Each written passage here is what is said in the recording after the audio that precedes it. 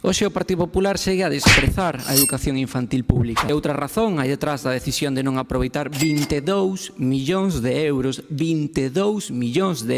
procedentes de fondos europeos para crear novas prazas públicas. Unha decisión nefasta, que contrasta co escenario comarcal en que preto de 400 nenos e nenas están hoxe en listaxe da garda para poder acceder a unha praza nunha escola pública. E como podemos explicar que se teñan negado a aceptar esa financiación? Pois porque temos o de sempre, a subordinación do interese público ou privado, a acción de goberno dirixida a garantir beneficios empresariais, o capitalismo de colegas, a Xunta S.A. Eu creo que antes de exixirlle nada a ningún concello en materia de escolas infantís, a Xunta debería facer autocrítica e reflexionar. A Xunta e o Partido Popular, reflexionar se o seu modelo, que deixas en prazas públicas a 400 nenas e nenos nesta comarca, indica que se toman en serio a educación infantil de 0-3. Eu creo que iso non é tomarse en serio a educación infantil de 0-3. Tomar en serio, por certo, señores do goberno, isto é o que deben facer tamén vostedes. As educadoras de 0 a 3 levan máis dun ano movilizándose, reclamando que se acabe coa precariedade no sector. Saben vostedes que case ningunha delas chega ao salario mínimo interprofesional? Saben vostedes que moitas están contratadas a tempo parcial? Saben vostedes que moitas delas están pluriempregadas para poder chegar a fin de mes? Eu creo que un goberno progresista non pode permitir que as que coidan o máis delicado e prezado da nosa sociedade estean nunha situación tan precaria. E é certo que a Xunta discrimina as escolas públicas municipais, pero tamén é verdade que as traballadoras legitimamente senten que non sempre tiveron